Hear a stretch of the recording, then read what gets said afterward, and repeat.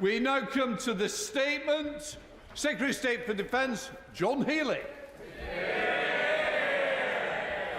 Thank you, Mr. Speaker. With permission, I would like to make a statement on the Strategic Defence Review, and I have laid the full 130-page review report first before this House. I'm grateful to be able to do so. I'm grateful to be able to make this statement, Mr. Speaker, on the first day back from recess. Mr. Speaker, the world has changed. We must respond.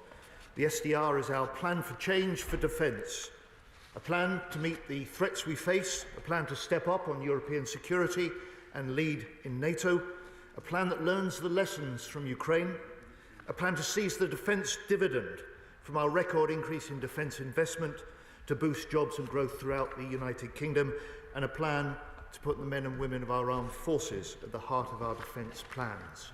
Better pay, better kit, better housing. Through the SDR, we will make our armed forces stronger and the British people safer. And I'd like, Mr. Speaker, through you, to thank those who led the SDR. Lord Robertson of Port Ellen, General Barons, and Dr. Fiona Hill. The politician, the soldier, and the foreign policy expert, as they say themselves in their foreword. They have put in a huge effort alongside others. This is a first-of-its-kind, externally led review, a process in which we received 8,000 submissions from experts, individuals, organisations and MPs from across the House, including the Shadow Defence Secretary. I thank them all, and I thank those in the MOD who have contributed to this SDR. This is not just the government's review, it is Britain's defence review. And so the government endorses the SDR's vision, accepts its 62 recommendations, which will be implemented. Mr. Speaker, the threats we face are now more serious and less predictable than at any time since the end of the Cold War. We face war in Europe, growing Russian aggression, new nuclear risks and daily cyber attacks at home. Our adversaries are working more in alliance with one another, while technology is changing the way war is fought. We are in a new era of threat, which demands a new era for UK defence. And Mr. Speaker, since the general election, we have demonstrated that we are a government dedicated to delivering for defence, committing the largest sustained increase in defence spending since the end of the Cold War. £5 billion extra this year, 2.5% of GDP in 2027, the ambition to hit 3% in the next Parliament. But, Mr. Speaker, there can be no investment without reform. And so we are already driving also the deepest reforms to defence in 50 years. And these will ensure clearer responsibilities, better delivery, stronger budget control, and new efficiencies worth £6 billion in this Parliament. Money, all of which will be reinvested directly into defence. Mr. Speaker, our armed forces will always do what's needed to keep the nation safe, 24/7 in more than 50 countries around the world. But in a more dangerous world, the SDR confirms that we must move to warfighting readiness. Warfighting readiness means stronger deterrence. We need stronger deterrence to avoid the huge costs, human and economic, that wars create. And we prevent wars by being strong enough to fight and win them. And that is what has made NATO the most successful defence alliance in history over the last 75 years. So, Mr. Speaker, we will establish a new hybrid navy by building Dreadnought, AUKUS submarines, cutting-edge warships and new autonomous vessels. Our carriers will carry the first hybrid air wings in Europe. We will develop the next generation RAF with F-35s, upgraded Typhoons, 6th-gen GCAP and autonomous fighters to defend Britain's skies and to be able to strike anywhere in the world. And we will make the British Army 10 times more lethal by combining future technology of drones, autonomy and AI with the heavy metal of tanks and artillery. Mr. Speaker, for too long, our army has been asked to do more with less. We inherited a long-run recruitment crisis, 14 Tory years of cuts to full-time troops. Reversing this decline will take time, but we are acting to stem the loss now and aiming to increase the British Army to at least 76,000 full-time soldiers in the next Parliament. Mr. Speaker, for the first time in a generation, we are a government who want the number of regular soldiers to rise. And on Homeland, Mr. Speaker, this is a government that will protect our island home. We'll do so by committing £1 billion in new funding to Homeland air and missile defences, by creating a new cyber command to defend Britain in the grey zone, and by preparing legislation to improve defence readiness. Mr. Speaker, as Ukraine shows, a country's armed forces are only as strong as the industry that stands behind them. So this SDR begins a new partnership with industry, with innovators and with investors. We will make defence an engine for growth. An engine for growth to create jobs and increase prosperity in every nation and every region of the UK. Take our nuclear enterprise. We will commit £15 billion in investment into the Sovereign Warhead programme in this Parliament, supporting over 9,000 jobs. We will establish continuous submarine production through investments in Barrow and in Derby that will allow us to produce a submarine every 18 months, allowing us to grow our nuclear attack submarine fleet to up to 12 submarines, supporting more than 20,000 jobs. And on munitions, we will invest £6 billion in this Parliament, including for 6 new munitions factories and up to 7,000 new long-range weapons, supporting nearly 2,000 jobs. Mr. Speaker, the lives of workers in Barrow or Derby or Govan, where I was with the Prime Minister this morning, are being transformed not just by this defence investment, but by the pride and purpose that comes with work, that comes with defence work.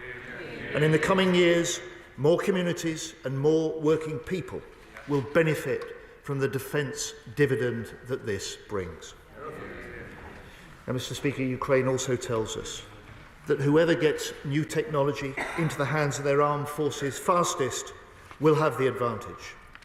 So we will place Britain at the leading edge of innovation in NATO. We will double investment into autonomous systems this Parliament.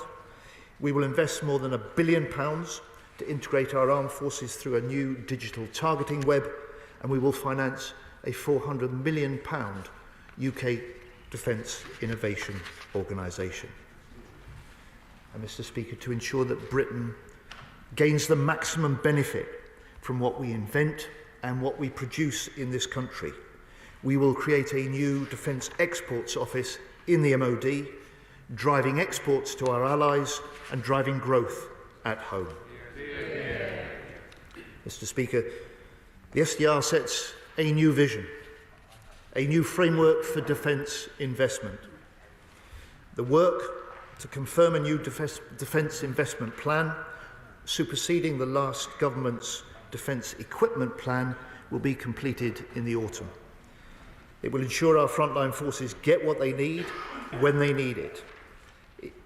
The plan will be deliverable, it will be affordable, it will consider infrastructure alongside capabilities, it will seize the opportunities of advanced tech, and it will seize the opportunities to grow the British economy.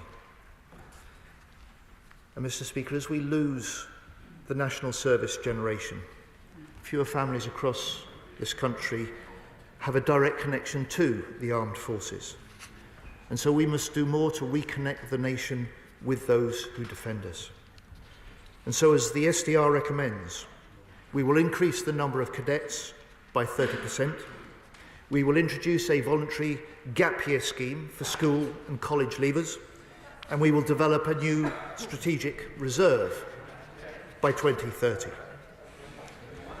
And Mr. Speaker, we must also renew the nation's contract with those who serve. We've already awarded the biggest pay increase in over 20 years, an inflation-busting increase this year, and now I've announced we will invest £7 billion of funding this Parliament for military accommodation, including £1.5 billion of new money for rapid work to deal with the scandal of military family homes. Mr. Speaker, this SDR is the first defence review in a generation for growth and for transformation in UK defence. It will end 14 years of hollowing out in our armed forces, and instead we will see investment increased, the Navy expanded, the Army grown, the Air Force upgraded, war-fighting readiness restored, NATO strengthened, the nuclear deterrent guaranteed, advanced technology developed, and jobs created in every nation and region of this country. Mr. Speaker, the Strategic Defence Review will make Britain safer, more secure at home and stronger abroad. Shadow Secretary of State James Cartledge. Thank you, Mr. Speaker. And before I turn to the substance, in responding to my point of order, the Secretary of State said that when he was in opposition, and I quote, "We were not offered a briefing. We had no advance copy of the Defence Review." Order. Please. It's not been a good day so far, and I don't want to interrupt it anymore. Thank you, Mr. Speaker. Actually, and he said this occurred when I was a minister at the MOD. In March 2023, before I became a minister, he was invited to a reading room in the morning of publication. And on the Defence Command Paper Refresh, July 2023, when I was a minister, when he said he didn't get a copy, I can confirm, and happy to substantiate this, a hard copy was dropped off at his office 9:30 a.m. that morning. I asked for a copy repeatedly on Sunday and on Monday, and earlier this morning we weren't given one. I've not even read the document, and I'm the Shadow Secretary of State. What I can add, Mr. Speaker, some of the biggest defence companies in this land were given copies at 8 a.m. this morning. Shameful. They've had hours to read it. I haven't read it at all. This is meant to be a democracy. This is meant to be a parliament. How can we hold them to account? Bye-bye, Luke. Now, Mr. Speaker, whilst they may have tried to hide the actual document from us for as long as possible today, what they cannot hide is what's happened in plain sight. A total unravelling of their strategic defence review because, quite simply, they haven't got a plan to fund it. An SDR without the funding is an empty wish list. The ships and submarines it talks of, they're a fantasy fleet. The reviewers were clear in the Telegraph today that the commitment to 3%, and I quote, established the affordability of the plan. Now, on Thursday, the Defence Secretary said in an interview with The Times that reaching 3% was a certainty. But by the weekend, he had completely backtracked to 3% being just an ambition. And today, the Prime Minister was unable to give a date by when 3% will be reached. Why? Because the Treasury haven't approved a plan to pay for it. Now, the Secretary of State and I have both been Treasury Ministers and Defence Ministers. He knows, as well as I do, how this works. For the Treasury to approve a plan, it will have to feature billions of pounds of cuts to existing MOD programmes. And so this SDR has dodged the big decisions on existing capabilities. Can the Secretary of State confirm that the so-called Defence Investment Plan, to be published in the autumn, will set out the cuts needed for the Treasury to agree a plan to get to 3%, details we should have had today in the SDR? Can he also confirm that the total budget for new measures announced in this SDR over the next 5 years is less than £10 billion, less than we'll be spending to lease back our own base on Diego Garcia? Isn't this the hard truth? The government are unable to guarantee the money our armed forces need, but the one plan they can guarantee is the one to give billions to Mauritius for land we currently own freehold. Yeah. And can he finally tell us what percentage of the payment to Chagos will be met by the MOD? He's never told us before. So let me suggest an alternative path to him, Mr. Speaker. First, guaranteeing to hit 3% and doing so this Parliament, not the next. Secondly, getting a grip on our welfare budget rather than competing with reform to expand it. Thirdly, saving billions by scrapping their crazy Chagos plan. That is a plan to back our armed forces and make our country stronger than the party that actually last spent 3% in 1996. The terrible shame of this SDR unravelling is that this was an extraordinary, well, in between, it was a Labour government that came in 1997. I don't know what they're laughing about. The terrible shame of this SDR unravelling, Mr. Speaker, is that this was an extraordinary opportunity to overhaul our armed forces in a world of growing threats. Only yesterday, we saw the Ukrainians once again demonstrating with their audacious attack on Russian nuclear bombers how profoundly war has changed. And yet, it is true, some of the best long-range, one-way attack drones used in Ukraine have not been built by Ukraine, but by UK defence SMEs. We are actually incredibly well placed to be a leading nation in the development of uncrewed forces. But, Mr. Speaker, how many military drones have the government actually purchased for our own military since the general election? Written answer to me, Mr. Speaker, the answer, not 3,000, not 300, 3. They've purchased 3 reconnaissance drones since the election and not a single one-way attack drone. That's the reality. Because for the past year, the Treasury have used the SDR to effectively put MOD procurement on hold. Absolutely shameful when we need to rearm and pace at scale. But at least the Secretary of State for Defence knows how the rest of the country feels totally let down by the Chancellor of the Exchequer. But if there's one capability that matters more than any other, Mr. Speaker, it's people. We agree on the critical importance of recruitment and retention, which is why I did so much of the work to buy back the defence estate so that we can actually rebuild it and rebuild substandard defence accommodation. But the army is down by 1,000 since the election. So if this government really wants to address recruitment and retention, would it not be total madness to scrap the legislation protecting our Northern Ireland veterans from a new era of ambulance-chasing lawfare? Surely, Mr. Speaker, nothing could be more damaging for morale and recruitment and retention than to once again pursue our veterans for the crime of serving this country and keeping us safe from terrorism. To conclude, Mr. Speaker, the Secretary of State says he wants to send a strong message to Moscow, but the messages he's sending are profoundly weak. Surrendering our fishing grounds for an EU defence pact that doesn't offer a penny in return. Surrendering the Chagos Islands to the delight of China and Iran, and surrendering our army veterans to the lawyers. To cap it all, and after so much hype, producing a damp squib SDR that is overdue, underfunded and totally underwhelming. Our armed forces deserve a lot better than this. Secretary of State. Mr. Speaker, I see the way the world is changing.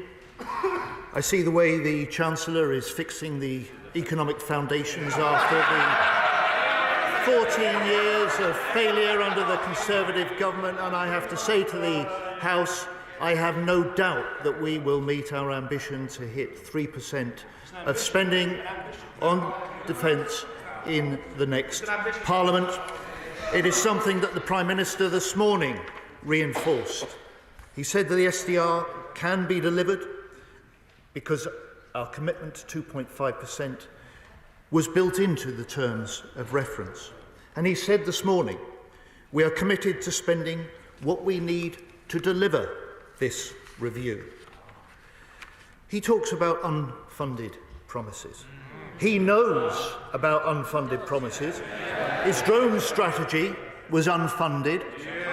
It was 12 pages with more pictures than words. His munitions strategy was unfunded, and it was even unpublished. And his commitment, and his party's commitment to 2.5% on defence was never in government budgets. It was a gimmick launched 4 weeks before they called the election. They dither, we deliver. Mr. Speaker, On the Diego Garcia, I'll just say this to the Shadow Defence Secretary. This deal is a great investment in the defence and intelligence base that we share with the Americans. It is essential for activities that cannot be undertaken elsewhere, that we do not undertake with any other nation. It is a deal worth 0.2% of the defence budget. The US backed the deal, NATO backs the deal, Five Eyes backed the deal, Australia backs the deal, India backs the deal. So how, on this national security issue, have the opposition got themselves on the wrong side? Mr. Speaker, as far as this SDR goes, this is the defence moment of a generation. With threats increasing, defence spending rising, we have now a plan for transformation. A plan that will link the best of advanced technology with the heavy metal of our platforms. A plan that will drive the defence dividend to increase jobs and business support across the country, and a plan that puts people in defence right at the heart of our defence plans for the future, with increased pay, better housing and better kit to do the job to deter our adversaries in the future. During the Select Committee, Tamanjit Singh Desi. Thank you very much. Mr. Speaker, given the growing instability in Europe and beyond, and the fact that, amongst other things, the UK is the third most targeted nation on the planet in terms of cyber attacks, I wholeheartedly welcome the government's intention to turn the tanker around and increase focus on defence. However, the SDR is only as effective as the SR that will follow this month. So, to ensure that this strategic defence review does not befall the same fate as some of its predecessors, how confident is my right honourable friend, the Defence Secretary, that his and the Prime Minister's ambitions will be fully matched with a completely corresponding ambitious strategic defence review? Secretary of State. My honourable friend raises quite rightly the scale and nature of increasing cyber attacks this country faces.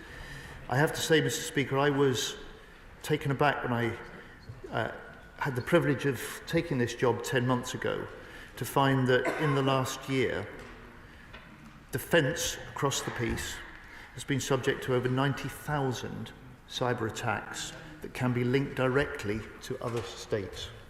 That's why in this SDR we pick up the recommendation to establish a new cyber command so that we can build on the pockets of excellence that are there across defence, and we can make sure that we are able more effectively both to defend and to use offensive cyber in order to deter those attacks in future.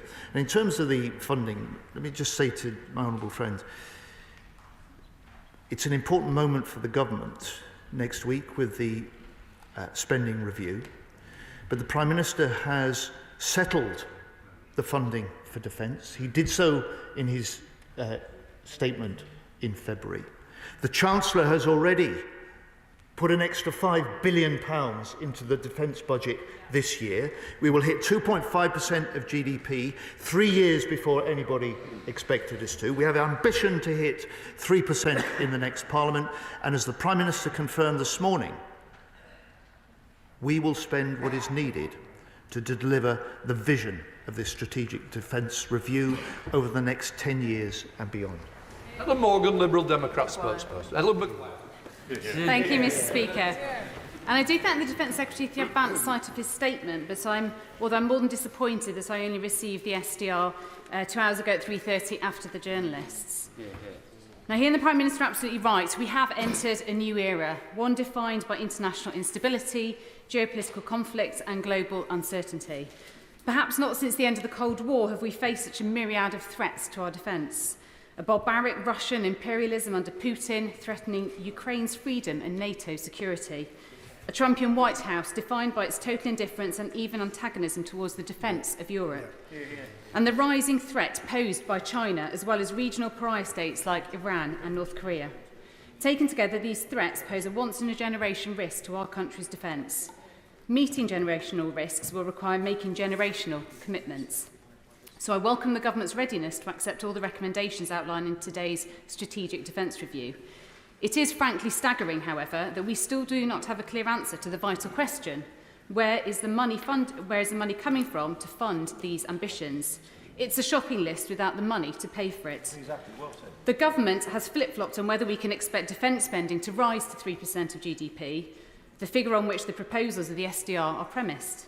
Putting the cart before the horse on funding the nation's defence sends entirely the wrong message to Putin and our other adversaries. So will the Minister commit today to holding cross-party talks on how to reach 3%? Yeah.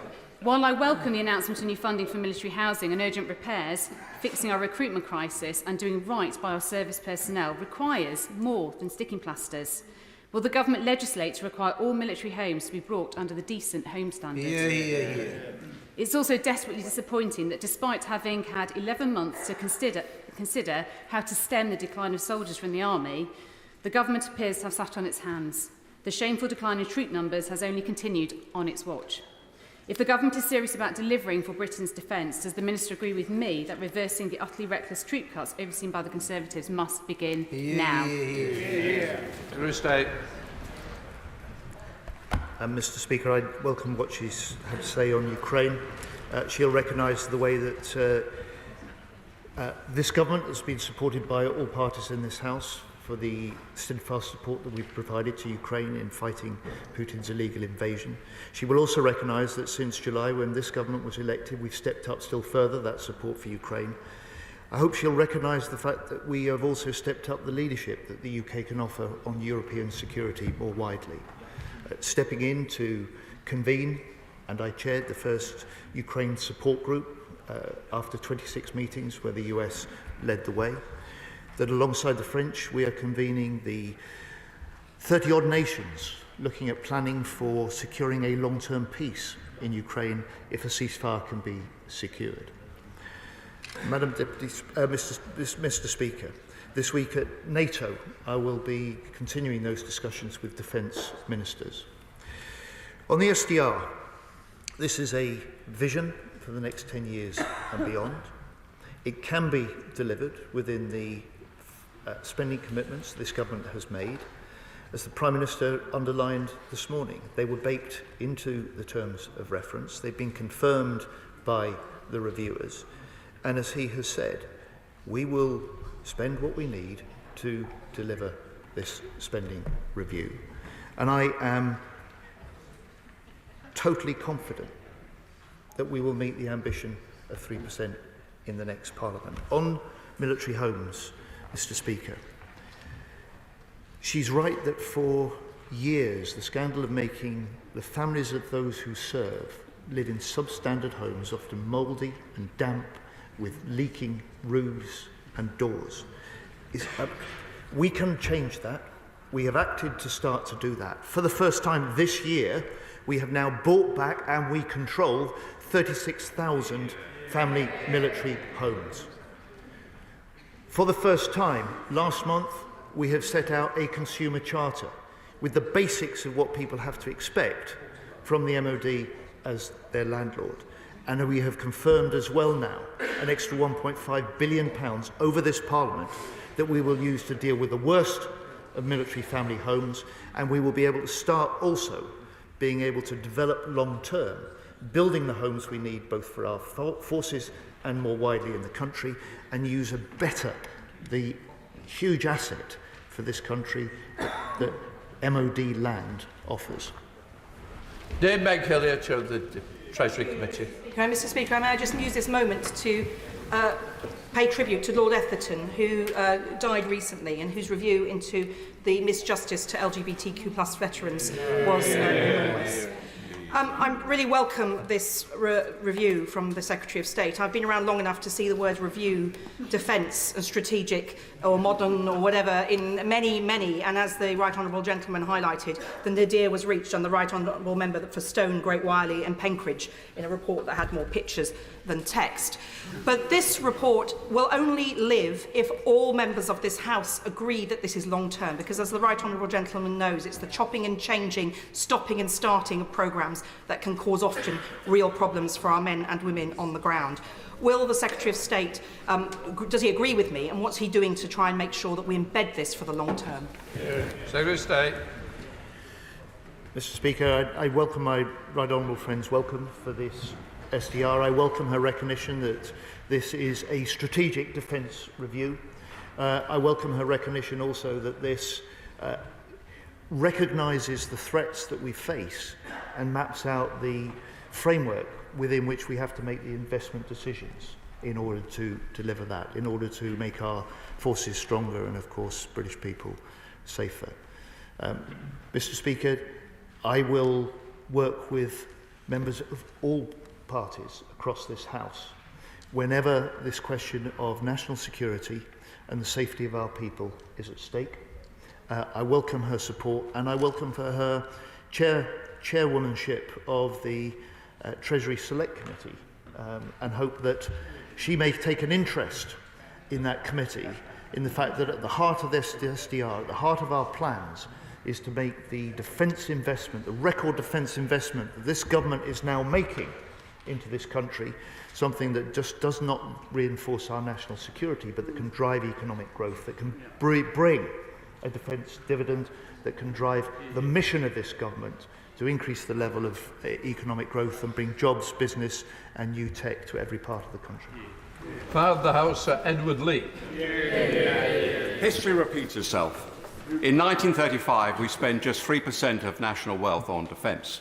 Because we rearmed almost too late, we almost lost civilization, and by 1945, we were spending 52% of national wealth.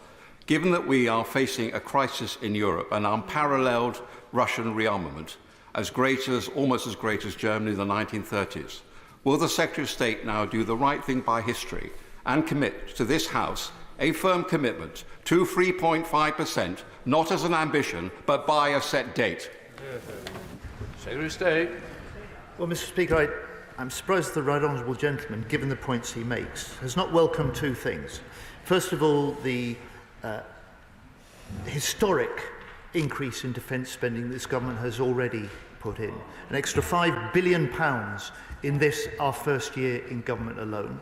He'll remember when his party came to power in 2010, they cut defence spending by £2 billion in that year. But also the commitment and plan to increase spending to 2.5%, 2 years, in 2 years' time, and to 3% in the next Parliament, an ambition that I'm confident we'll hit. Can I say to him this? If we are going to meet the challenges of the SDR, if we're going to meet the challenges of reinforcing our industrial base and our armed forces as he urges, he's right also to say that we can't do this alone. We don't do this alone. We're one of 32 nations in NATO. And so the second thing I'm surprised he won't welcome is the fact we now have agreed a security and defence partnership agreement with the European Union that is the first step potentially to allowing us to work with other European nations in the European Union and use some of the financing that may be available in Europe to do exactly as he urges us to.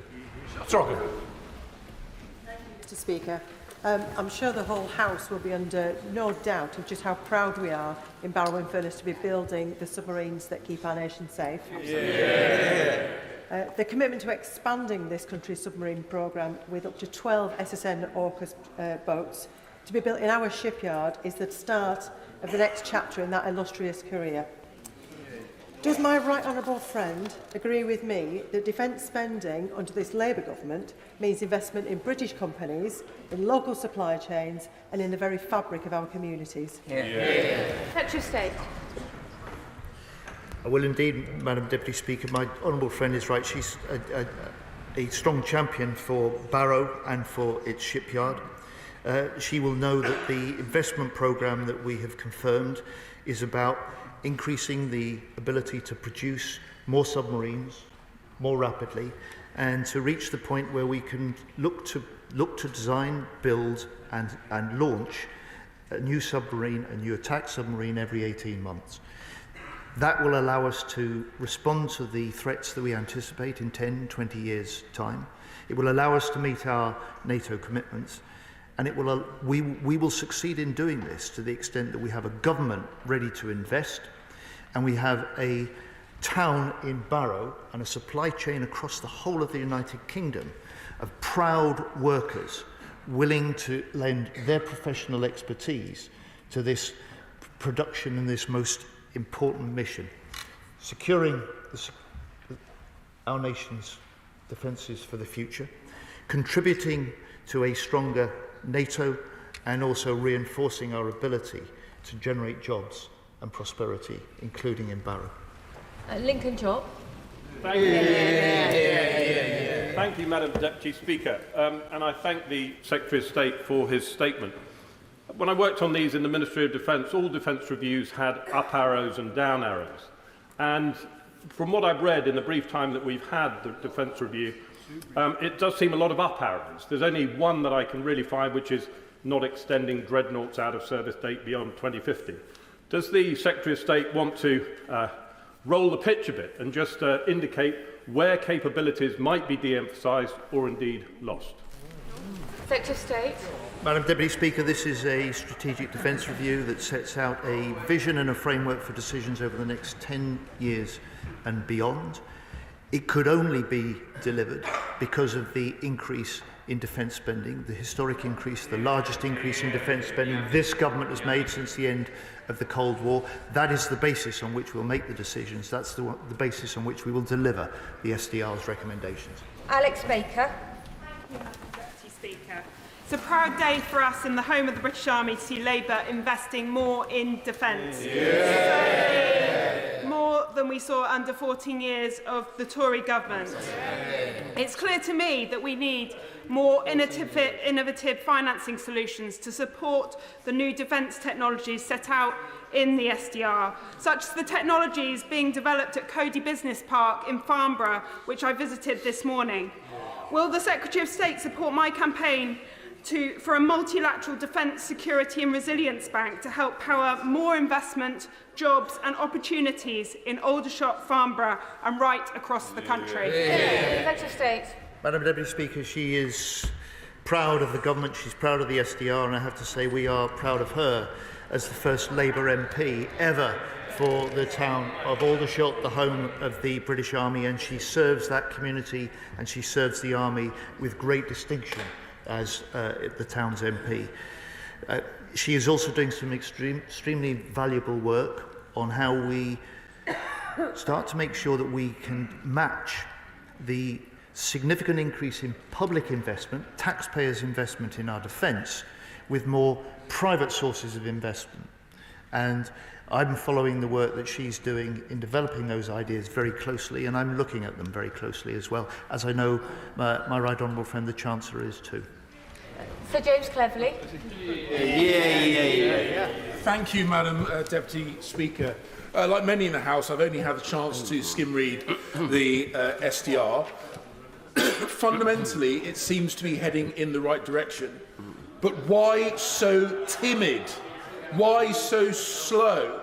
If, as the Right Honourable Gentleman says, we are facing an era-defining moment, then why not move with the pace that era demands? Why not commit to 3% in a meaningful timescale to give industry and the forces some serious opportunity to plan and make this a document that is worth its name, rather than just a let's see how little we can get away with to keep the papers happy?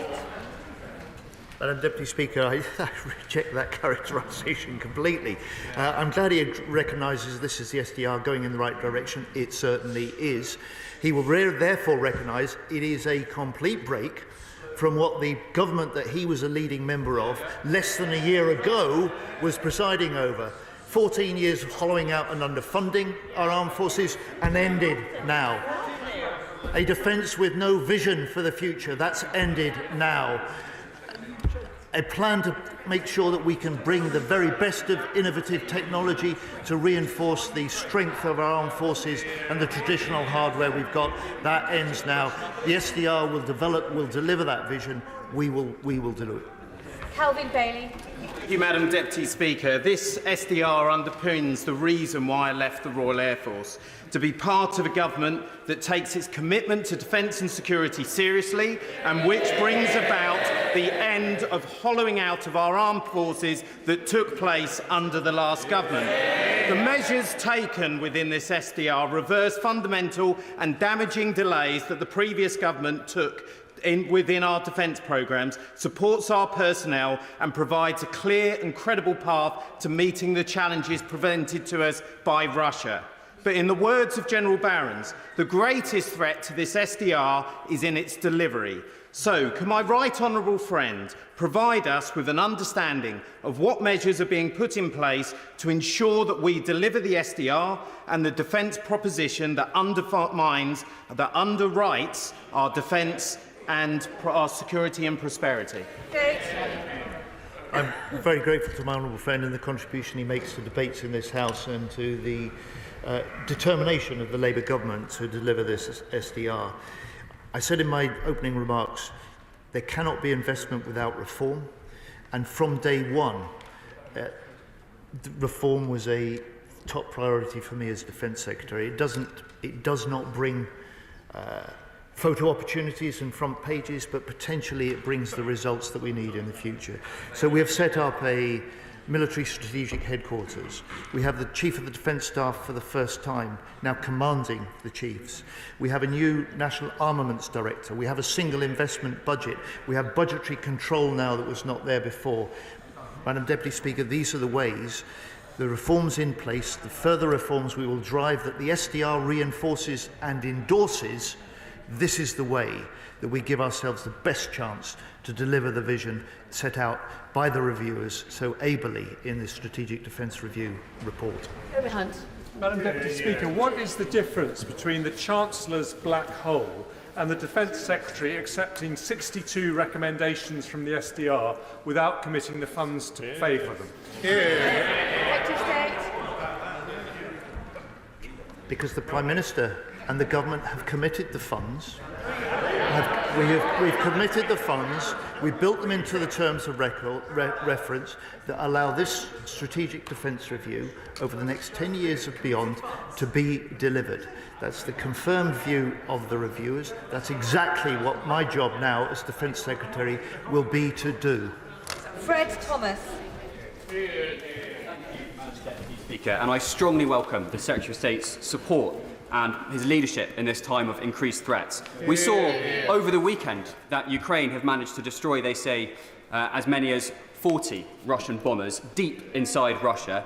That's at a value, they would say, of £5 billion, which is almost as much as we are raising the defence budget by. So we have to get after innovation, and this SDR does that. In particular, I wanted to ask the Secretary of State about page 59, talking about rapid commercial exploitation quickly.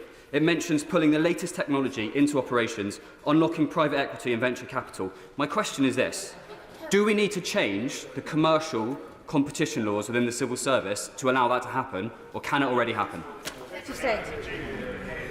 We certainly have to change the procurement system. And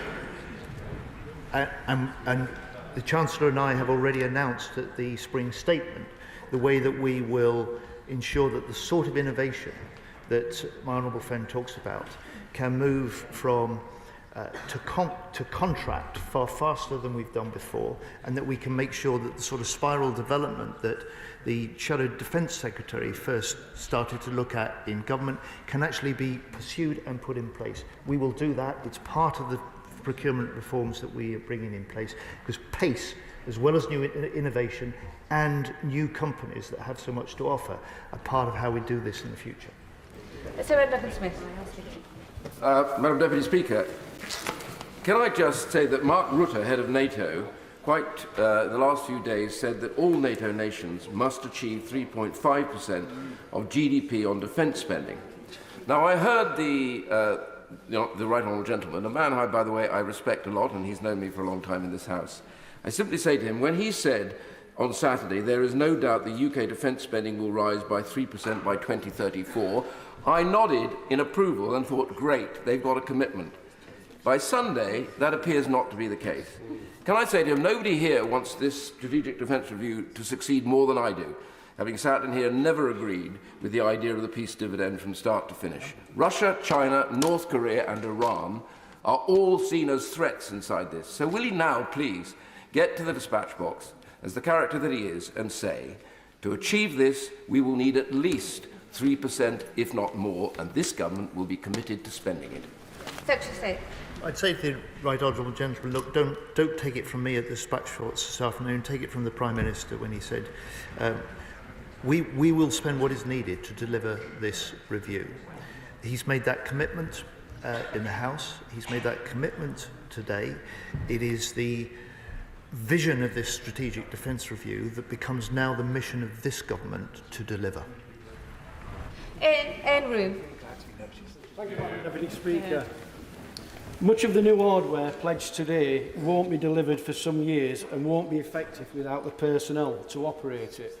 So I ask the Secretary of State, what more will the government do today, right now, not in 2034, to ensure our armed forces are recruiting those service personnel that these long-term plans will rely on? Secretary of State.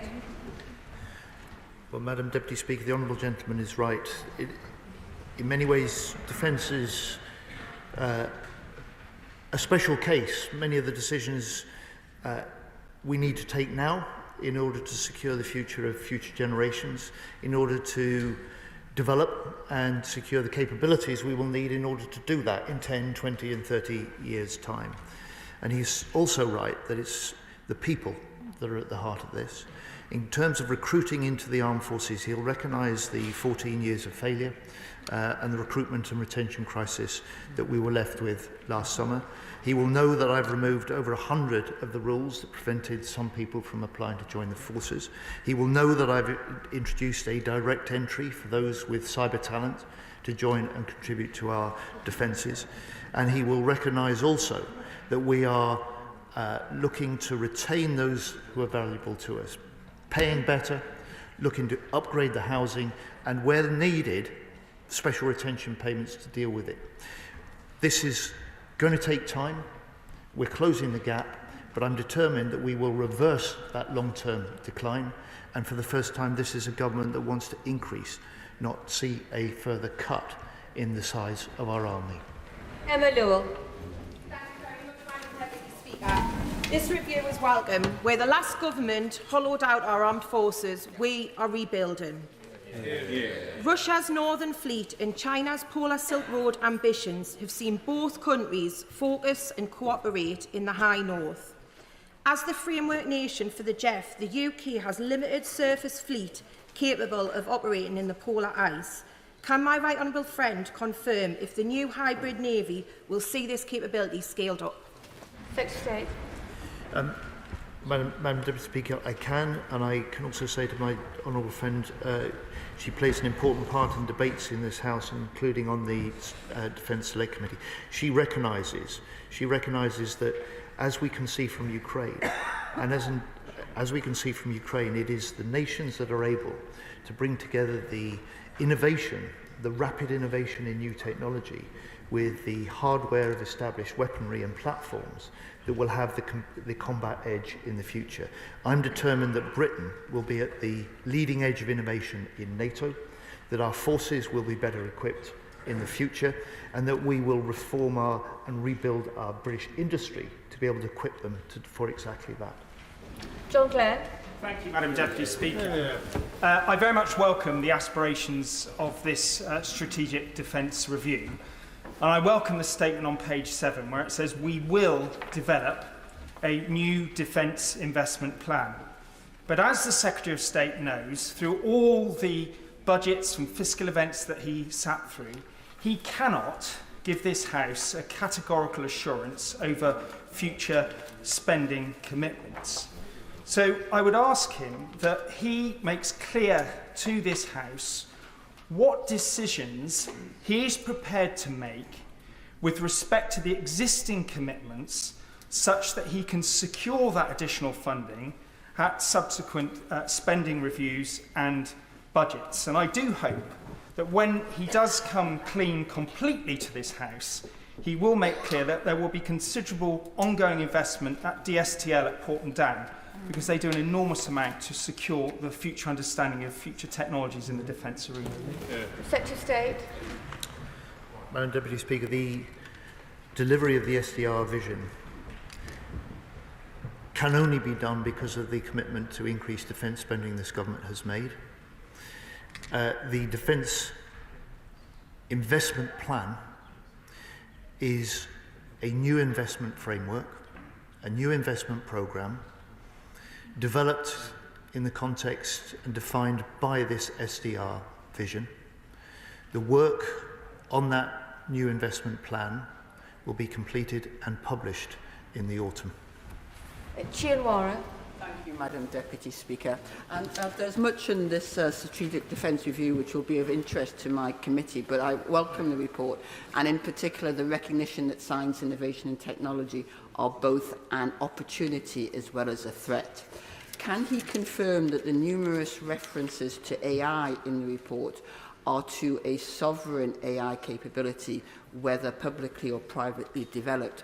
And Madam Deputy Speaker, having spent last week in Brunei as part of the Armed Forces Parliamentary scheme, observing the amazing work of the Royal Gurkha Rifles, will he also confirm that despite this tilt back to NATO, he recognises the contribution and strategic importance of this base in the South China Seas? Secretary of State. Madam Speaker, my honourable friend is right. The NATO first approach at the heart of this strategic defence review and the heart of this government's commitment to our collective deterrence and defence in the Euro-Atlantic is NATO first, but it's not NATO only. And so alliances and partnerships such as GCAP or AUKUS, partnerships that we have with other nations remain important. On the question of innovation, and the British base.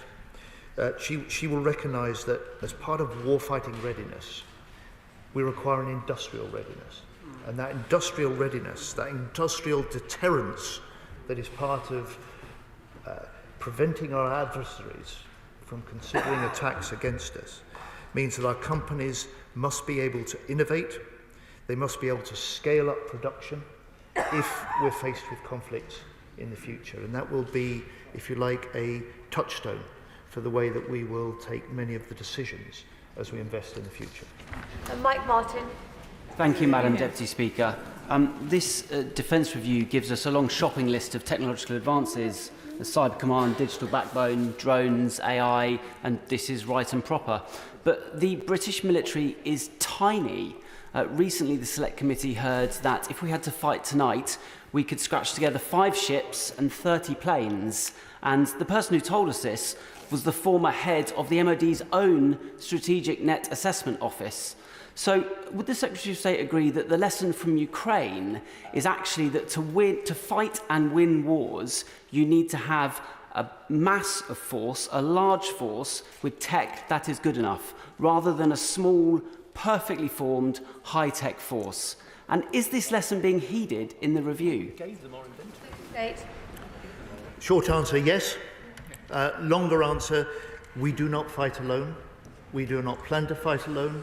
We are a leading member of NATO, the 32-strong alliance that's never been bigger, never been stronger. And as we approach the NATO summit later this month, there will be a discussion about the capabilities that each of the nations contributes and develops in the years ahead, so that we can strengthen that collective deterrence, we can avoid the wars that we don't want to fight, and we can also strengthen our collective and our UK defence. Matt Weston. Thank you, Madam Deputy Speaker. Anyone who heard Carsten Breuer, Germany's Chief of Defence, speak at the weekend will have found his words deeply sobering. So can I congratulate my right honourable friend on the SDR, modernising our defence from Atlantic bastion to the transformation of our defence and a tech-driven approach. I particularly welcome the cyber and electromagnetic command, but he spoke of a stronger deterrence. Could he confirm there is a need now for stronger offensive cyber work by our forces? Kate.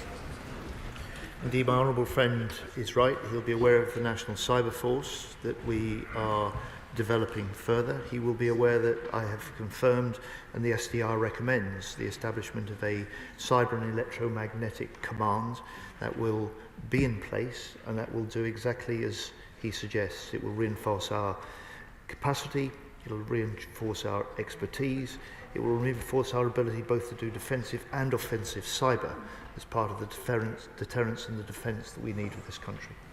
Alex Shelbrooke. Thank you very much, Madam Deputy Speaker.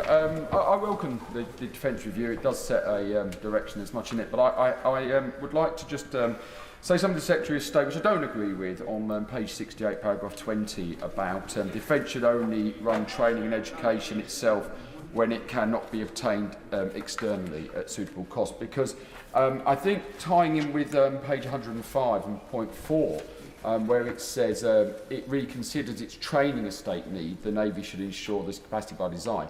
I worry that that would mean the closing of Dartmouth. And the reason I link those two statements together, I'm sure the Secretary of State has visited Annapolis in the United States, Royal Naval Officer Training.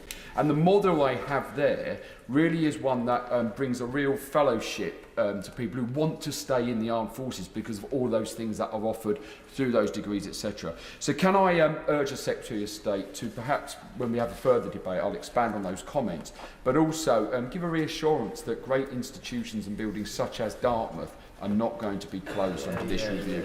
Secretary of State. Madam Deputy Speaker, this SDR and the plans that will follow will only build further on the proud professional tradition and reputation of our Navy, our RAF and our Army training. And I say to the Honourable Gentleman, I look forward to the further debates that he promises. Ben. Thank you, Madam Deputy Speaker. Can I welcome the calm assurance that my right honourable friend has brought to the House today? Our country is safer and stronger for the decisions that he has announced today. But if we are to be more prosperous too, then we will need clear objectives for the spending that he has announced to drive more jobs, more innovation and more economic growth here in our country.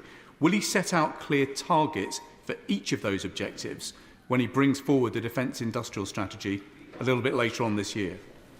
The Secretary of State. Madam Deputy Speaker, I will take my right honourable friend's well-informed observations into account. I will take the observations of his Select Committee into account. I welcome the attention that he has given to this as we develop our thinking for the Defence Industrial Strategy. Kirsty Blackman. There's a serious lack of answers here. Apparently there's going to be further clarity in the forthcoming Defence Industrial Strategy, Financial Services Strategy, Defence Diplomacy Strategy, Reserve Personnel Strategy, Defence Housing Strategy and Defence Estate Optimisation Programme. And he can't even provide clarity on where the money's coming from. Can the Secretary of State provide some answers on what on earth they've spent the last year reviewing? State. Madam Deputy Speaker, we've spent the last 10 months delivering for defence. We put in place the largest increase in defence spending since the end of the Cold War. We've given the armed forces the biggest pay rise for more than 20 years. We've devoted £1.5 billion now to increasing the standard of armed forces housing, and we bought back 36,000 military homes. We've invested in stronger veteran support. Madam Deputy Speaker, we've also struck the most deep defence agreement, the Trinity House Agreement with Germany. Madam Deputy Speaker, we're delivering for defence. This is a government that will do more, and the SDR gives us the vision and direction to do that. Debbie Abraham. Thank you, Mr. Deputy Speaker. And I welcome the SDR and also in particular the reference to the increase in investment in the Defence Medical Services.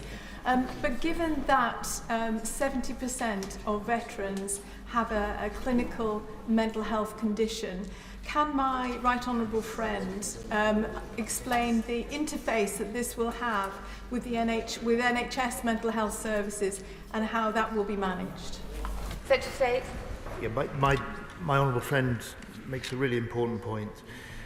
Just as the NHS contributes to our armed forces, members of our armed forces are often working full-time within our NHS. It's a synergy that few understand and few appreciate. It's a strength that we need to build on, and I will be working with my right honourable friend, the Health Secretary, jointly in the coming months to advance the recommendations and the vision for reinforcing the readiness and the strength of our armed medical services. Stuart Anderson. Thank you, Madam Deputy Speaker. I do welcome the NATO first strategy in the SDR, and that we are looking to lead within NATO. So last week I was in Dayton, Ohio on the NATO Parliamentary Assembly, where the Secretary General of NATO, Mark Rutte, said 3% will not be a credible solution to defence. He's going to set this out in the NATO summit, and that 3.5% was required to be credible, with 1.5% on defence-related funding that is going to be set out this month. Will the Defence Secretary, if this is what NATO say is a credible commitment, commit to 3.5%? Secretary of State. Madam Deputy Speaker, those are discussions for the NATO summit later this month. We go into that NATO summit having made a record commitment to invest and increase defence spending to a level in 2 years' time that we've not seen in this country since 2010, and an aim in the next Parliament to get to 3%. That NATO summit will be a discussion just about as much as how we spend and how well we spend and the capabilities that we can contribute to NATO, as it will be about the spending commitments that are made. I just say to the honourable gentleman and to this House, we make an extraordinary contribution as a nation to NATO. We will step that up through pursuing the SDR vision, and of course at the heart of it is something we contribute that no other nation does. In full, we commit our UK nuclear deterrent to NATO, not just as the ultimate guarantor of our own national security, but to the security of our NATO allies. John Slinger. Thank you, Madam Deputy Speaker. Under the last government, only 2 out of 49 major defence projects were being delivered on time and on budget. Does the Minister agree with me that this government is getting to grips with the financial mismanagement and failed procurement system we inherited? And given that the extra defence spending has come from the aid budget, does my right honourable friend agree it's even more important that additional money delivers frontline capabilities and jobs and isn't lost into the system or to the bottom line? Secretary of State. Madam Deputy Speaker, it's always important that public money is well spent and that we can demonstrate good value for money and value. We have some way to go still on reform of defence, but the steps that we've taken already, the action that we plan in the future, will help us ensure that we can get better value for the British taxpayer and we can get better value for the British forces. Alistair Carmichael. The review describes responsibility for space policy in government as being fragmented. So their proposal for a reinvigorated Cabinet subcommittee to set the strategic approach to space, I think, is one to be welcomed. And this is something which will clearly have significant implications for the development of a vertical launch satellite facility at Saxiford Spaceport in Shetland. But will the Secretary of State ensure that hardwired into that subcommittee there is a process of engagement for the operators at Saxiford and the communities that host them, so that both might be empowered to deliver on this most important strategic objective for the country as a whole? At the heart of the SDR's insight and recommendations is a new relationship between government and industry, one that we've already started to put in place, one that allows industry and potentially investors to see that the challenges that we face and contribute their ideas and their innovation to solving those. That will be applied just as much in space as it will in other areas of new capabilities that we need to develop. Effort. Speaker, the procurement system that my right honourable friend inherited from the party opposite is in chaos. Only 2 major defence projects delivered out of 49 on time. So I wonder if my right honourable friend can say what he's doing to get to grips with that situation, because new technology needs to be delivered on time, otherwise it risks being outdated by the time it's put into use. State. My honourable friend is right, and he's sitting next to my right honourable friend there, who chaired the Public Accounts Committee that branded and quite rightly saw the defence procurement system as broken. It's a measure of the extent of the reform, the overhaul that is required. We've begun that and we will complete that. Hood. Thank you, Madam Deputy Speaker. Recommendation 26 sensibly calls for the expansion of in-school cadet forces. So will the Defence Secretary now work with the Department for Education to reverse their penny-pinching cuts and reinstate the school staff instructor grants to help extend cadet forces into more state schools? We will indeed work with the Department for Education in delivering this recommendation and this ambition. Quite rightly, the SDR review have set out, which is to increase the number of cadets by 30% by 2030. It offers a unique opportunity for many young people, skills, experience that makes a transformation to their lives and their prospects. Harry Moon. Whereas, Madam Deputy Speaker, this is unquestionably an important moment, a significant review, so I find it incredible, astonishing in fact, that once again, for this important statement, Reform members have gone AWOL. They clearly don't give a damn about the defence of our country. On page 35 of the review, there is an overview of the dependencies and threats and includes critical minerals such as lithium. Does the Secretary of State agree with me that the most effective way to reduce dependency on such critical minerals from the likes of China is to invest heavily and urgently in domestically produced and processed critical minerals like tin, lithium and tungsten in Cornwall? Secretary of State. Well, Madam Deputy Speaker, I'm not sure whether the honourable gentleman has tin, lithium and tungsten mines in his own constituency, but he's quite right to point to those natural reserves in this country, in Cornwall, and he makes a very powerful case to this House this afternoon. Gavin Robinson. Madam Deputy Speaker, the Secretary of State will know that my party and the people we are privileged to represent from Northern Ireland are hugely supportive of our armed forces, and he should know that as a region we disproportionately provide more personnel than any other part of our country to those armed forces. I was encouraged to hear him talk about every region and nation of the United Kingdom benefiting from this SDR, but whilst we heard about Derby and Govan and Barrow, there was a slight omission about Northern Ireland. Now, the Secretary of State knows how pivotal companies in my constituency were for Ukraine in their initial phase of defence with Enlaw and more laterally Star Street. Can he confirm that Northern Ireland will indeed benefit from strategic and significant investment? Secretary of State.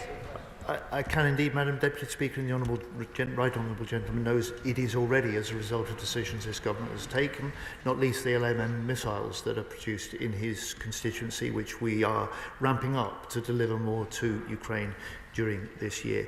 And I say to him, the £6 billion that I've announced in munitions for this next 5 years, which will include another 6 munitions and explosives factories. I hope he will welcome that, because he will know, just as in Northern Ireland, Scotland, Wales and England, the munitions production is already the source of skilled jobs, long-term jobs, well-paid jobs, trade unionised jobs, and something I know he will welcome for the future as well. Nick Smith. Thank you, Madam Deputy Speaker. The importance of good cyber security is referenced throughout the SDR. It is critical for our defence. Now, in Ebervale College, there's an excellent course in this sector. So to address this threat, can the Secretary of State please advise how the government plan to get more young people into roles in cybersecurity for the future? State. Well, I'd encourage my honourable friend to take a hard look at the plans. The first recruitment is underway at the moment for this new direct entry of young people who've got gaming skills, coding skills, computer skills, the sort of skills that are invaluable for our armed forces in that wider mission of defending the country, and the direct entry route that our new cyber force recruitment is making available. And I know that there will be talented young people in his constituency that have a part to play, and I think an interest in helping the nation. Questions are very long and the answers are getting longer as well. We need to get many colleagues in, so can we please keep it short? Sir Julian Lewis. It's tempting to remind the Secretary of State of the 4.5% to 5% of GDP spent on defence by Conservative governments throughout the Cold War years of the 1980s. But instead, may I ask him whether he would, like me, endorse what Admiral Lord West wrote in the national press last week when he stated that the Chagos deal was a disgraceful decision, and as a former Chief of Defence Intelligence, he did not accept that the move is, quote, absolutely vital for our defence and intelligence, as the Prime Minister claims. He is a former Labour Security Minister and their current House of Lords representative on the Intelligence and Security Committee, so he knows what he's talking about, doesn't he? Secretary of State. On the contrary, Madam Deputy Speaker, this deal is essential to safeguard the operational sovereignty for the UK of the base on Diego Garcia, to allow us to protect within the 20 nautical mile radius of that base the ability to safeguard that for the future. It's essential to our and American intelligence and defence operations. It is a linchpin of that special relationship that we have between the US and the UK on intelligence and defence matters that the Right Honourable Gentleman is always such a strong champion of. Zara Sultana. Thank you, Madam Deputy Speaker. Well, the government pledges to raise defence spending to 3% of GDP, funneling hundreds of billions in public money to arms companies and their shareholders, and continuing to arm Israel's genocide in Gaza. It is at the same time slashing disability benefits, keeping millions of children in poverty through the two-child benefit cap, and cutting winter fuel support for pensioners. How does the government justify finding billions for war while claiming there's nothing for the poor? Secretary of State. Madam Deputy Speaker, the first duty of any government is to defend the country and keep it safe and sound. We invest in defence in order to deter and prevent the war that brings such extreme human and economic costs. And I just ask my honourable friend to consider this. If we can't defend the country, where will we be with an NHS without power? With submarine cables that mean data doesn't work. Strong national security is fundamental to a stable economy, a strong society, and I hope my right honourable friend will recognise this is imperative and important for the country, that we pursue the vision in the SDR. Wendy Chambers. Madam Deputy Speaker, it was right that the Secretary of State recognised the military communities that serve across the UK, and it's also right that we recognise the communities that support them. The Strategic Defence Review recommendations that the Government has accepted will have a direct impact on communities across the UK. So can I ask the Secretary of State, when will we know, so that communities such as Lookers in my own constituency of North East Fife are aware of the implications of the Defence Review, and so that we are thinking of things such as education, transport, health and other infrastructure too? State.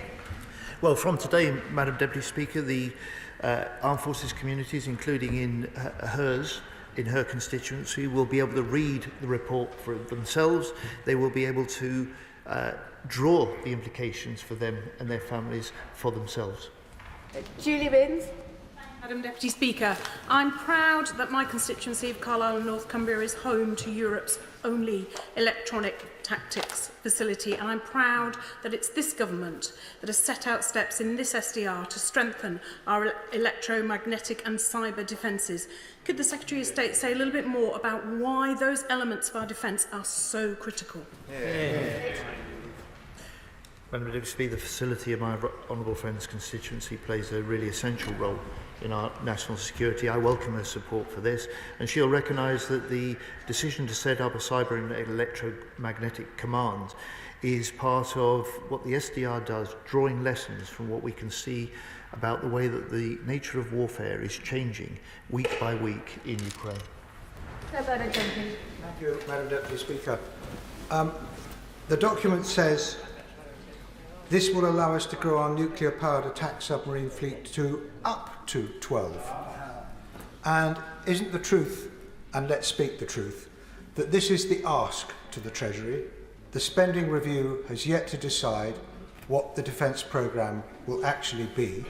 I hear what he says when he says, with his full force and sincerity, that, quotes, we will fund this spending review, this defence review. But how is he going to achieve that without very much more significant cuts in other budgets, because this government and no government can afford to spend much more and borrow much more, if anything at all. So how is he going to get the cuts through necessary to fund this big increase in defence spending beyond 3.5%, because we all know we're going to need more than that? He asked me about the attack subs. This is an investment that we're making now in the production capacity so that we can build at a faster rate. We can have a double production line in Barrow. That will allow us to build new subs to meet the number of subs we'll need in the future to deter the threats that we will face, meet our NATO commitments, and I'm glad that he welcomes it. Joanna Baxter. Madam Deputy Speaker, I want to congratulate my right honourable friend for his statement, because this is a significant investment in the security of our nation.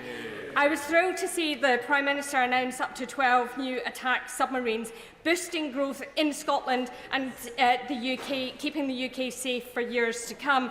But I was astonished to read over the weekend that the SNP government in Holyrood is blocking investment in a specialist welding centre in Glasgow by withdrawing a £2.5 million grant. So can the Secretary of State confirm to the House, if the SNP continues to block the funding for this centre, will this Labour government step in? Secretary of State. I was astonished to learn over the weekend that the SNP government is withholding a £2.5 million support for Rolls-Royce to set up a specialist welding skills centre. This is essential, not for munitions, as the SNP government says, but for the across the board, the sort of pipeline in the shipyards that bring such wealth and jobs to Scotland. And I can confirm to my honourable friend, if the SNP will not change their view, if they will not step in to make this skills centre possible, then we will. Dame Caroline Dinage. Thank you very much, Madam Deputy Speaker. Constituents in Gosport will be keen for him to clarify 2 points, please. This line, page 105, reconsidering training estate needs, will concern many. Could he confirm that the outstanding training establishments at HMS Sultan and HMS Collingwood, which employ so many, will not be under threat? And secondly, when will the promised funds for accommodation come through? Because the previous government spent £400 million on upgrading that. It was beginning to filter through, but now there are 69 units of service family accommodation in Gosport which are empty because they are deemed not fit for human habitation, and it's getting worse under his watch. Secretary of State. Madam Deputy Speaker, we are doing further work on the nature and the needs for our defence estate. It's right that we do that. Because we have a long-term view now, we'll be able to take better long-term decisions on that. In terms of the 67 homes that she mentions, these are part of 8,000 family military homes which are empty at the moment, many because they're unfit for families to live in. I hope she'll welcome the 1.5 billion extra in this Parliament that we will create to overhauling the worst. I hope she'll also welcome the longer-term plan in the defence housing strategy that we will publish, because we can do much better, and we must do much better for our military families. Louise Jones. As a veteran and on behalf of my constituents in North East Derbyshire who are serving or have loved ones in the armed forces, can I just say how much I welcome the commitment to supporting armed forces personnel in this review. The recognition that we need to improve the defence medical services, the 1.5 billion for housing, and also the commitment for a second above inflation pay rise for our personnel, which means that for the first time in a long time, no member of our armed forces will receive less than the national living wage. And it was a shock that that was ever the case. It's shocking that that was ever the case.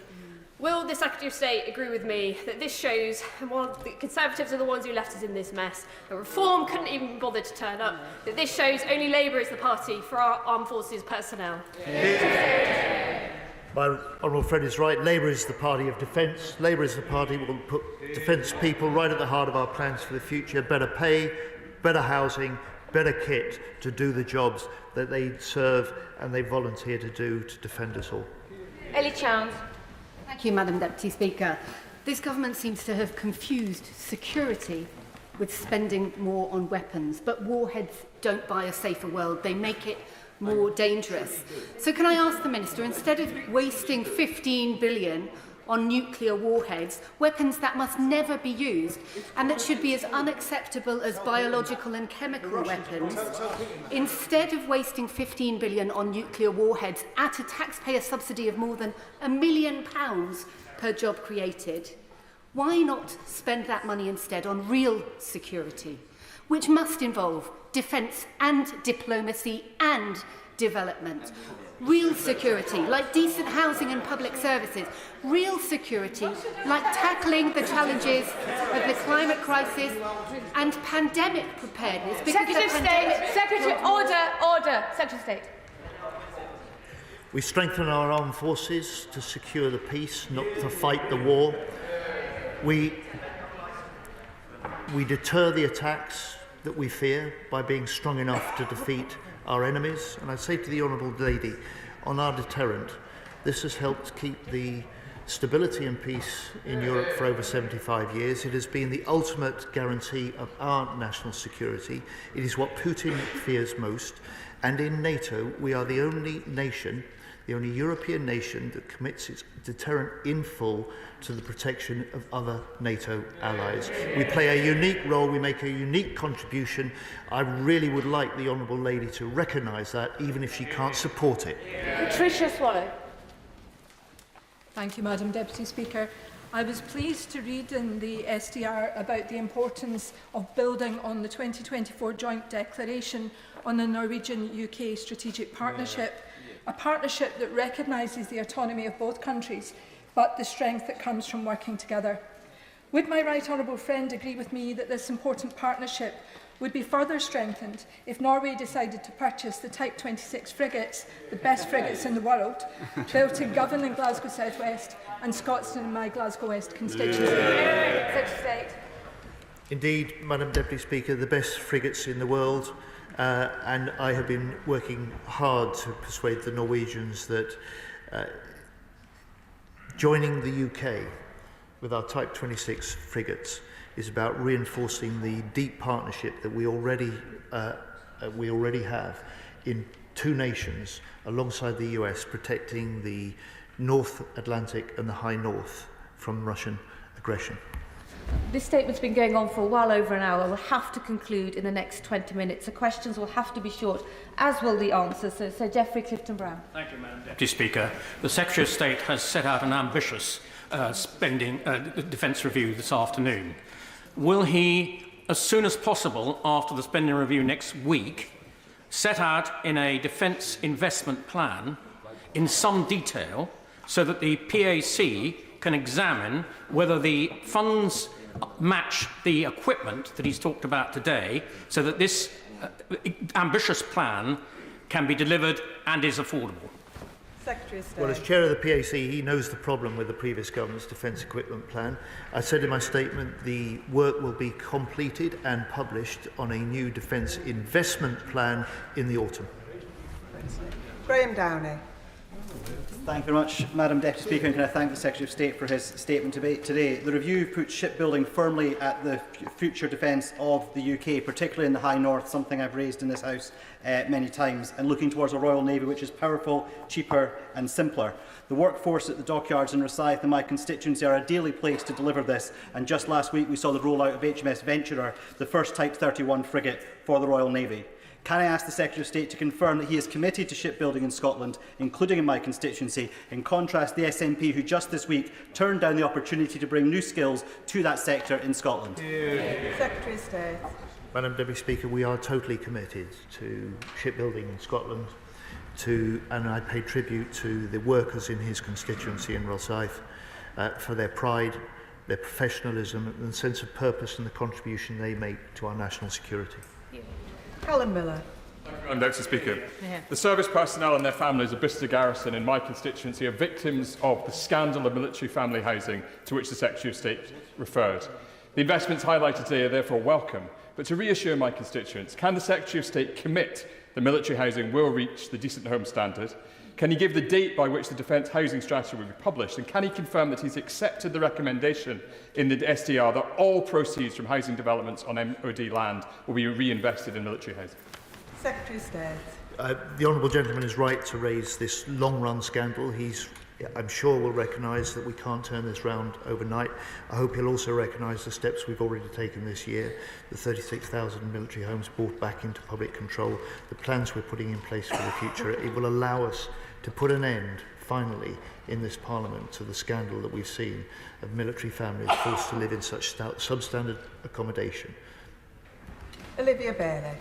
Madam Deputy Speaker, can I warmly welcome the Secretary of State's confirmation that this government will invest £15 billion in the nuclear warhead programme at the atomic weapons establishment in my constituency. Not only is this crucial for national security, it will be transformational for Reading West and Mid Berkshire, supporting jobs and boosting our local economy. Will the Secretary of State set out in greater detail the plans for this investment and the expected benefits to my constituents? And will he come with me to Aldermaston, Burfield or Brimpton to meet with some of the brilliant staff who work there? Secretary of State. Madam Deputy Speaker, I will, and I'll look forward to that visit with my honourable friend, and she will know, as the constituency MP, both the essential and unique work that AWE undertakes, but she'll also know that it supports over 9,500 jobs, and she will recognise that defence dividend that can bring not just to her area but the wider supply chain from this increase in defence investment that this government is now making. Harriet Cross. Thank you, Madam Deputy Speaker. And while it's welcome that the SDR refers to the need for more routine protection of subsea cables and pipelines and maritime traffic, there's no specific mention for the same commitment to the protection of North Sea oil and gas platforms, rigs and SPSOs, which are just as important to our energy security, which is our national security, and can have much more catastrophic consequences if they were attacked. Will the Secretary of State confirm that these structures will be included in any plan for the routine securing and protecting of critical national infrastructure? Secretary of State. Yes. Catherine Atkinson. Our British fleet of submarines are the most awesome and lethal machines in the world, keeping the peace unseen and unheard below the waves for generations. And as my right honourable friend, the Defence Secretary, has said, the power in that punch comes from Derby's Rolls-Royce workers, which give them their nuclear reactor cores. Will the Defence Secretary tell members how we can be involved in the recommended National Endeavour public communications campaign to make absolutely clear how fundamental our at-sea deterrent is to our national security? Secretary of State.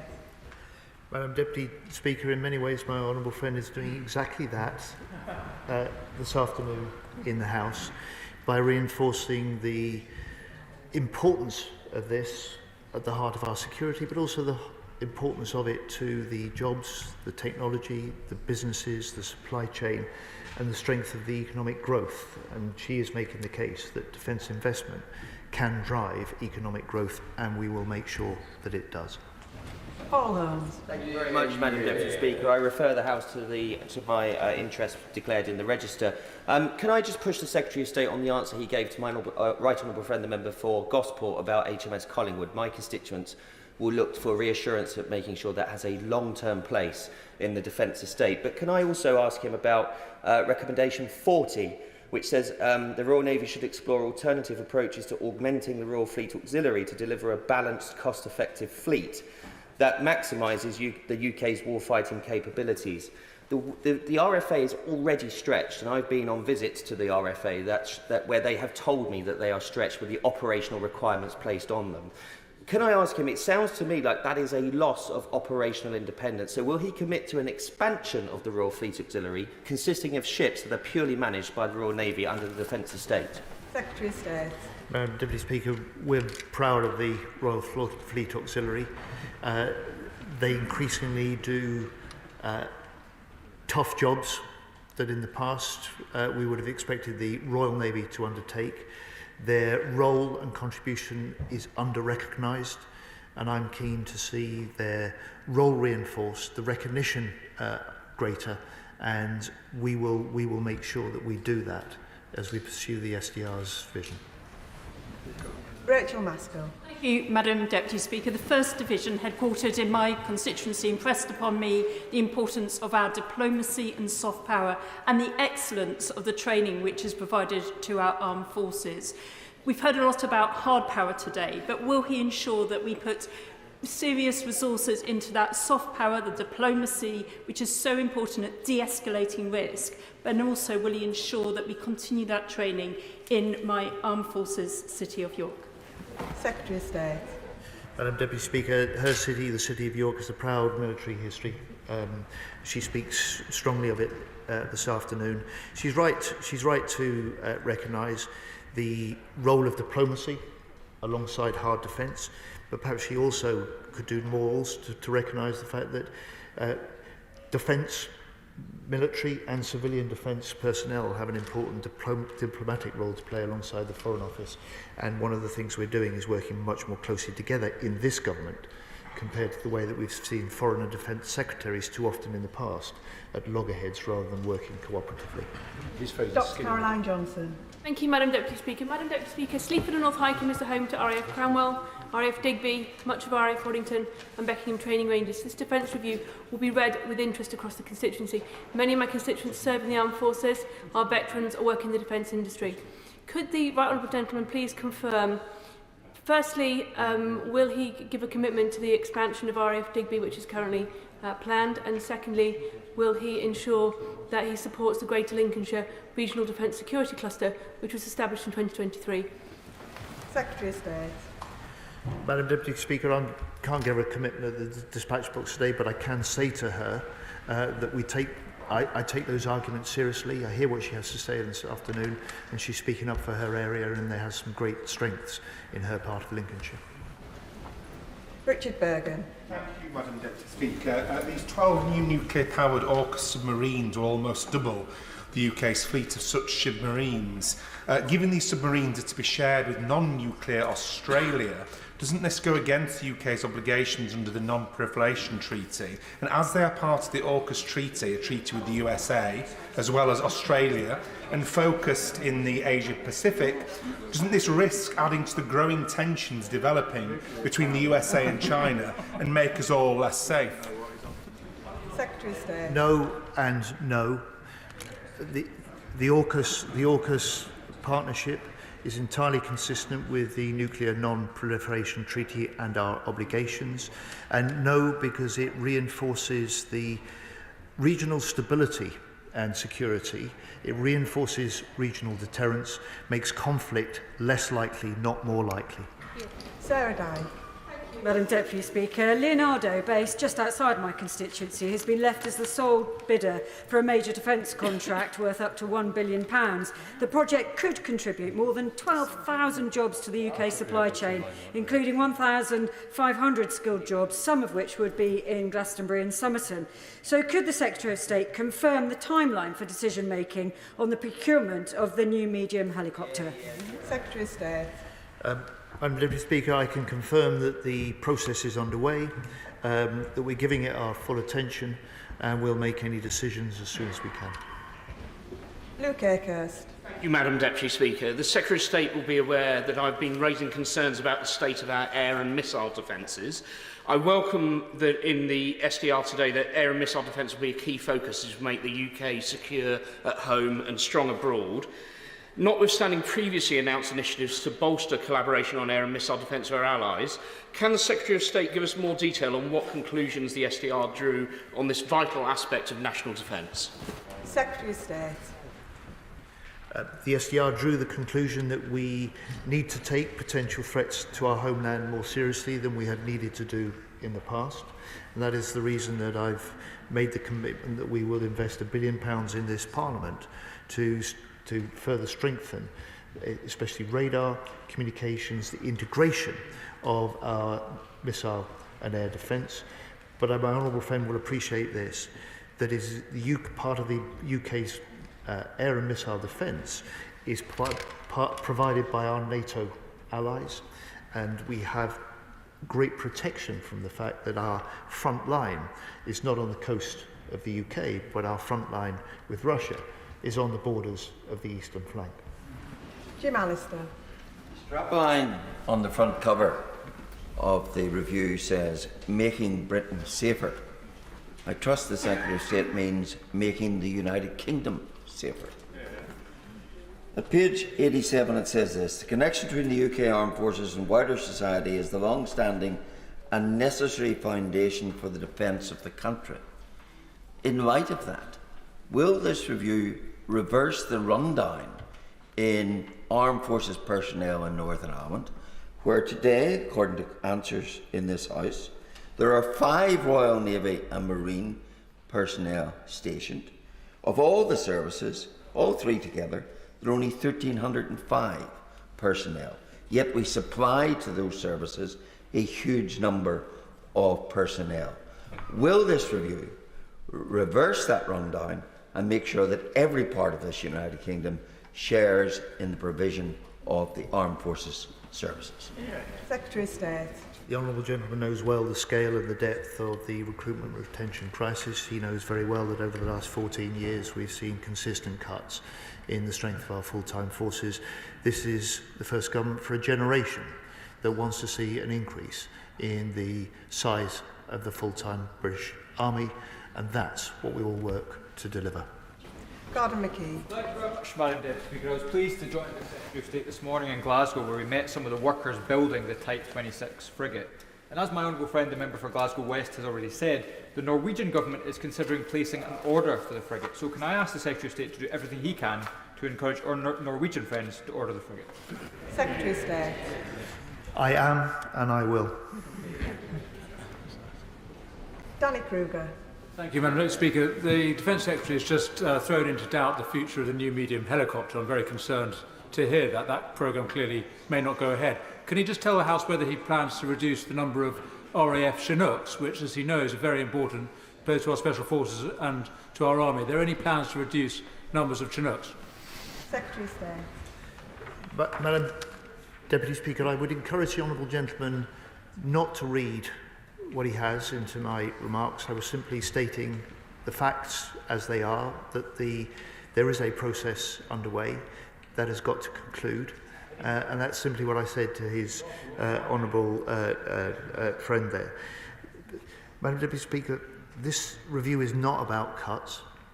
It's the first review since the end of the Cold War which has not been taken in the context of cuts, but in the context of a decade of rising defence expenditure. It's about enhancing what we have for the future. It's about building out, not hollowing out. And I hope he'll take that as the signature for the Strategic Defence Review that we've published this afternoon. Kevin Bonavia. Thank you, Madam Deputy Speaker. It was really good to see the Secretary of State come to Stevenage recently at MBDA, where they were refitting Storm Shadow missiles for Ukraine. So I very much welcome what the SDR has to say about a partnership with industry to create an engine for growth for our defence sector and our wider economy. But those tools need to have effective personnel. Last week, I was in Poland with the Armed Forces Parliamentary Scheme visiting our RAF personnel, and I heard them say to us, look, we cannot speak for ourselves. We need you to champion us. What can my right honourable friends say today to champion our armed forces? Secretary of State. I hope my honourable friend, first of all, will pass on my appreciation for the workers in his constituency at MBDA. They are exemplars of high-skilled, high-committed, highly productive workforce that contributes so much to the defence of this country. I hope he will be able to say to them that the publication of this Strategic Defence Review, a first of its kind, that challenges us to think afresh, that recognises the threats that we face, that learns the lessons from Ukraine, and makes sure that in the future we can strengthen our armed forces and keep the British people safer. I hope he'll recognise that this is a significant contribution that he urges on the government. Cameron Thomas. Thank you, Madam Deputy Speaker. In the last decade, China has expanded its military to a degree only matched since 1945 by the USSR in the Cold War era. In the last decade, the previous government did not read the signs coming from Russia. This government must read the signs coming from China. Ukraine does not have 5 years. Taiwan does not have 5 years. I invite the government again, bring us to the table and let's find 3% now. Secretary of State. Madam Deputy Speaker, we've increased defence spending this year by £5 billion. We will reach 2.5% in the year after next. We aim for 3% in the next Parliament. This is a record increase in defence spending. It's not been matched at any time since the end of the Cold War. The honourable gentleman could do more to recognise that basic fact. Scott Arthur. Thank you, Madam Deputy Speaker. And I thank the Secretary of State for his statement and his leadership. In Edinburgh South West, I have Bedford Barracks, Dreghorn Barracks and also RAF Kirknewton. So I do want to focus my comments through the lens of our service personnel. Recommendation 17 rightly links retention to accommodation, and in particular the number of moves that staff often have to make throughout their service. This can be a particular issue where children are involved and both parents are serving. So when developing his policy in this area, can the Secretary of State commit to working with groups like Forces Children Scotland to make sure the voice of children, service children, are heard in this debate? Thank you. Secretary of State. We will indeed, Madam Deputy Speaker, and my honourable friend makes a very powerful case for that organisation, but it's one among many. We're involving the voices of forces families in our defence housing strategy. We'll do the same in other areas which will help us put defence forces families and forces personnel at the very heart of our defence plans. Ben Obsujecti. Deputy Speaker, with reference to recommendation 46, the US's 2025 Marine Aviation Plan published earlier this year outlined that the US Marine Corps, by far the biggest user of F-35B, has changed their programme of record, reducing orders for F-35B by 73 aircraft in favour of F-35C. The upshot of this is that the unit price of each B aircraft is about to increase by tens of millions, and we haven't yet committed to a second tranche. So what assessment has been made of the current queue for F-35A, despite the decline in its fully mission-capable rate with the US Air Force? And following on from my many written questions, what assessment has been made of converting our remaining B orders to the F-35C and modifying our carriers to Katabar, which would also extend their range and therefore increase their survivability in a near-peer conflict? Oh, very good. Secretary of State. Madam Deputy Speaker, the SDR, as the honourable gentleman says, recommends commencing discussions with the US and NATO on enhancing the UK participation in NATO's nuclear mission. We have accepted this recommendation, as we have with the other 61 recommendations in this review. I will not comment in public on those discussions, but this is what putting NATO first looks like. Alan Gemmell. Thank you, Madam Deputy Speaker. I congratulate my right honourable friend on this excellent review and say, will he do all he can to use this new focus on British industry to choose Aralis as the replacement for the Hawk jet, meaning thousands of jobs in the UK, a final assembly, production and testing in my constituency in Prestwick, the opportunity for exports, the first British-built jet in 50 years, and our Red Arrows being British and Scottish. Secretary of State. Madam Deputy Speaker, I know my honourable friend will welcome the Strategic Defence Review and the reviewer's reinforcement of how valuable our British Red Arrows are to the nation, and he is making a very powerful case for the capacity to look for a replacement Hawk trainer in his own constituency. Madam Deputy Speaker, the SDR makes the commitment, sets the vision that allows us to say we will ensure that there is a defence dividend for the defence investments that we make in the future, that we will do more than we've seen under the previous government to direct British taxpayers' investment first to British jobs, British-based businesses, British innovation and British tech. Vicky Slade. Thank you, Madam Speaker. I rise to speak as a proud member of the Armed Forces Covenant family. My husband Paul's a naval veteran and my daughter's a reservist. And I'm really pleased to see the whole society approach in Chapter 6 of the Defence Review. But what actions are being taken to make a career of service in the armed forces more attractive to young people and address the specific issues raised by those who are leaving the service, in particular how the nation fails to treat them as the heroes that they are? Secretary of State. The Honourable Lady makes a very powerful case, and I pay tribute to the members of her family that make their own contribution to service in that way. I would just encourage her to do more of this, to speak up, to explain, to help us close that gap that has been growing in recent years between the wide range of people in society that have no personal and family connection any longer to the forces. We need them to understand, we need them to recognise, we need them to pay tribute to the service and the sacrifice that those who do serve and put on the uniform provide for us all. John Davies. Thank you, Deputy Speaker. Last month I had the honour of visiting RBSL in my constituency at Telford, who along with many defence companies and organisations are so proud of the effort they help do to help Britain defend itself here and around the world. The SDR provides certainty to industry, but I think we do need to go further, ensuring every government agency and body, every government department, from skills, infrastructure, planning and availability of land, gets behind the ethos of the SDR. Will he agree with me that in order to do that, the creation of growth cluster zones, allowing certainty for local communities, will assist in that mission? Secretary of State. Madam Deputy Speaker, my honourable friend is a powerful voice and a powerful advocate for that approach. He's been a powerful advocate for Telford. He will welcome, as I know he will, that the additional UK investment under this government means that we will now have a new gun barrel factory in his constituency. It will bring the new jobs. It will bring the new prosperity. It is part of defence investment driving economic growth in the future in this country. Jeremy Corbyn.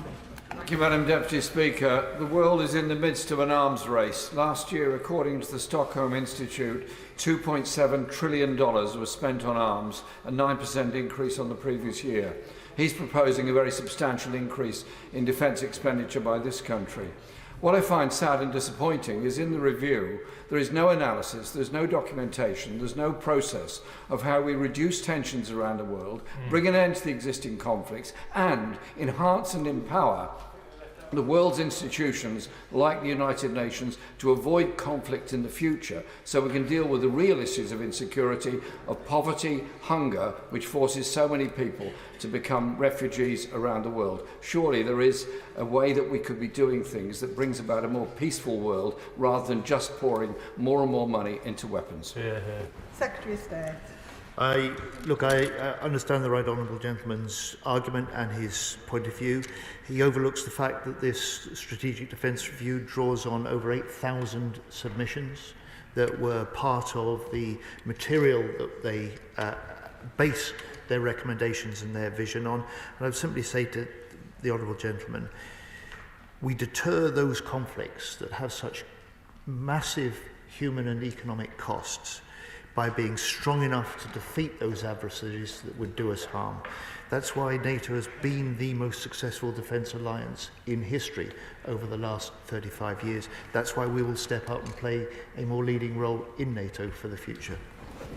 And the final question on this statement, Andrew Pakes. Madam Deputy Speaker. Can I thank my right honourable friend for the statement and his leadership on this issue since we've come into government.